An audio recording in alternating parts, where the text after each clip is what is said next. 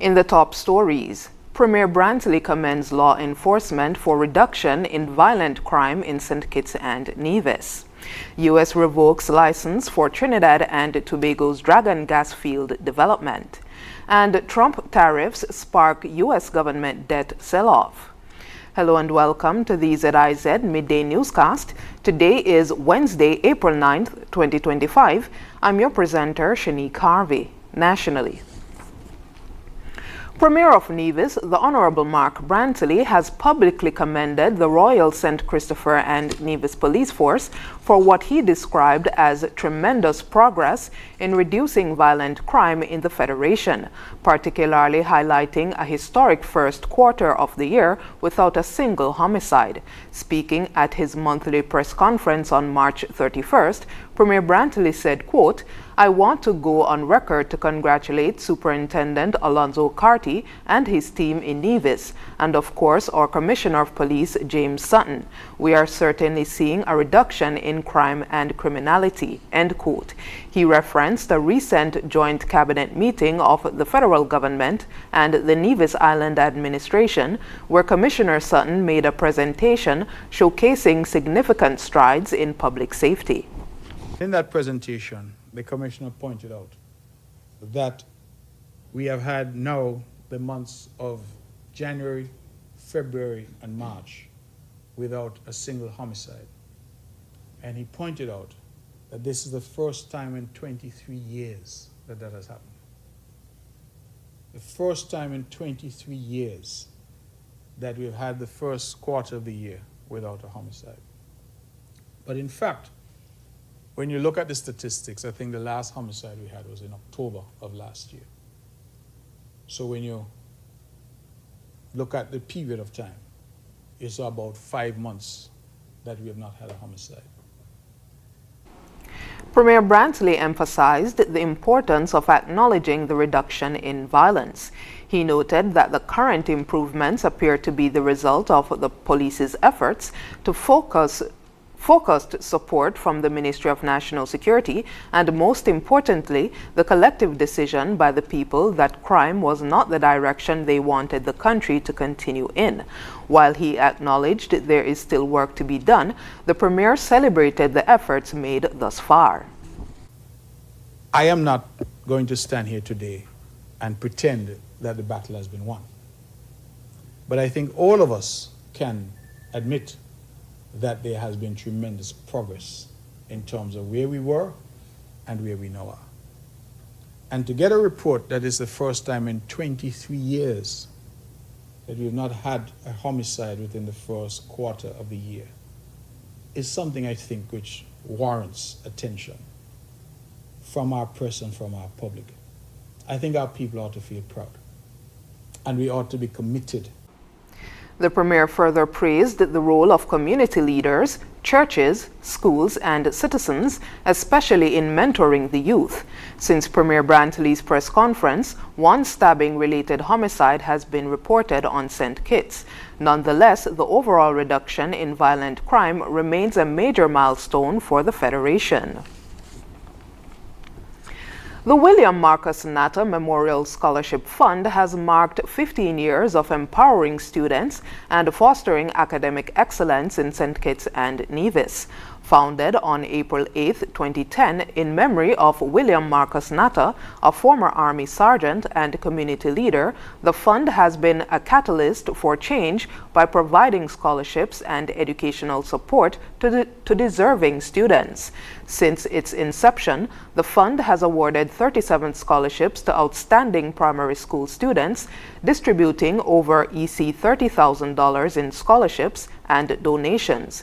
Notable initiatives include donating 25,000 plus educational items to Tucker Clark and Halliday Smith primary schools, expanding to Halliday Smith Primary in 2016, giving 3,000 plus STEM toys to local preschools, providing essential support during COVID-19, including donations of non-contact thermometers, enhancing school environments like the recent landscape project at Tucker Clark Primary. The fund's 15th anniversary celebrations commenced on April 6, 2025, with a heartfelt worship service at Antioch Baptist Church, attended by past scholars, supporters, and community members. The event featured an inspiring testimonial video from Mr. Jamitri Queely, the fund's first male scholar, now pursuing university studies in Taiwan. As the fund continues its mission to nurture young talent, additional anniversary events will be held throughout 2025. To learn more about its impact and how to get involved, visit www.natascholarshipfund.org. Two individuals have been sentenced to prison for separate criminal offenses in St. Kitts. Anthony Adams, a resident of West Farm, has been sentenced to His Majesty's prison for armed robbery and 2 counts of wounding with intent. The crimes occurred on June 18, 2019 at West Farm. Adams, who was initially charged with attempted murder, armed robbery, and wounding with intent, was arraigned on June 29, 2024. On December 9, 2024, he was found guilty of armed robbery and both counts of wounding with intent. The court sentenced Adams to 12 years for armed robbery and 3 years for each count of wounding with intent. The sentences will run concurrently, and time spent on remand will be credited as time served.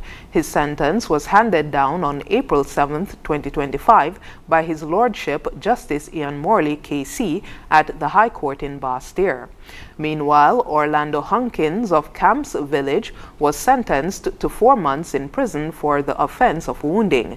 His sentence was handed down on April 7, 2025 by Her Honor Rhonda Nisbet Brown at the District A Magistrate Court. We move now to news on the regional scene. Prime Minister Stuart Young confirmed on Tuesday that the United States has revoked the license allowing Trinidad and Tobago to develop the Dragon gas field in partnership with Venezuela. The license, issued by the U.S. Office of Foreign Assets Control, permitted Trinidad and Tobago, along with BP, Shell, and the National Gas Company, to explore gas reserves in Venezuelan waters. The Dragon field, located 15 kilometers from Trinidad's shores, was seen as vital for regional energy security. Young explained that the revocation was not unexpected and stated that he would request a meeting with U.S. Secretary of State Marco Rubio to discuss the situation. Rubio had previously assured Caribbean leaders that U.S. foreign policy would not harm Trinidad and Tobago's energy diplomacy. Young emphasized the importance of the project to both Trinidad and Tobago and CARICOM nations. The revocation effectively nullifies the agreement, halting plans for the development of the Dragon gas field. Health officials in Grenada are raising concerns over a rise in sexually transmitted infections, or STIs, as recent data shows a significant increase in reported cases. The Ministry of Health highlighted genital discharge syndrome linked to infections like gonorrhea, chlamydia, and trichomoniasis as a major concern. In the week of March 24th to 30th, 2025, 125 STI cases were recorded, up from 71 cases in the same period last year. The report includes 28 cases of gonorrhea, 36 of genital discharge syndrome, and 33 of pelvic inflammatory disease, among others. Officials are urging the public to adopt safer sexual practices, including using condoms and limiting sexual partners, to prevent further spread. While there have been no significant changes in HIV/AIDS cases, health authorities continue to encourage individuals to seek medical advice for early detection and treatment of STIs. Internationally, confidence in the U.S. economy is plummeting as investors dumped government debt amid growing concerns over the impact of Donald Trump's tariffs. On Wednesday, the yield or interest rate on U.S. bonds spiked sharply to touch the highest level since February at 4.5%. The government sells bonds, essentially an IOU, to raise money from financial markets, and these are viewed as a safe investment, meaning the U.S. normally does not need to offer high rates to attract buyers. Trump has gone ahead with sweeping tariffs on goods being imported into the U.S., while Washington's trade war with Beijing has escalated. After the U.S. implemented a 104% tariff on products from China at midnight on Wednesday, Beijing hit back with 84% levy on American products. Stock markets have been falling sharply over the past few days in reaction to Trump pressing ahead with tariffs. However, the sale of bonds poses a major problem for the world's biggest economy. While the rate is the same level as a couple of months ago, the interest rates for U.S. borrowing over 10 years has spiked sharply in the past couple of days, up from 3.9%. On Tuesday, there was a sense of uncertainty among humanitarian organizations and food aid recipients throughout Somalia. Officials announced on Wednesday that the Trump administration has reversed extensive cuts to emergency food assistance for several countries, while still maintaining reductions in Afghanistan and Yemen, which are among the poorest and most conflict-affected nations globally. Initially, the U.S. had slashed funding for projects in over a dozen countries as part of a significant decrease in foreign aid spearheaded by billionaire Elon Musk's Department of Government Efficiency. According to 2 UN officials, the administration notified the World Food Program of the reversal on Tuesday.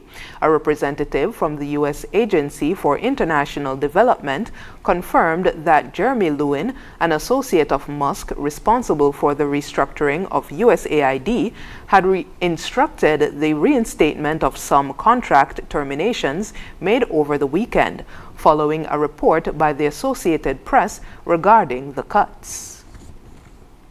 And now for the weather. Present weather is cloudy skies with slight haze. Winds are a moderate breeze of 16 miles per hour from a northeasterly direction. The temperature for today is 28 degrees Celsius or 83 degrees Fahrenheit. Seas are 1.8 to 2.1 meters or 6 to 7 feet with northeasterly swells of 1.8 meters or 6 feet. A high surf advisory remains in effect. The weather forecast for today predicts mostly cloudy skies with a 60% or moderate chance of brief showers. Tonight is expected to be mostly cloudy with a 40% or moderate chance of showers. Sunset today will be at 6:26 p.m. and sunrise for tomorrow will be at 5:58 a.m. And that brings us to the end of the ZIZ Midday Newscast. Join us this evening for these stories and more in detail. Thank you for tuning in. I'm your presenter, Shanique Harvey.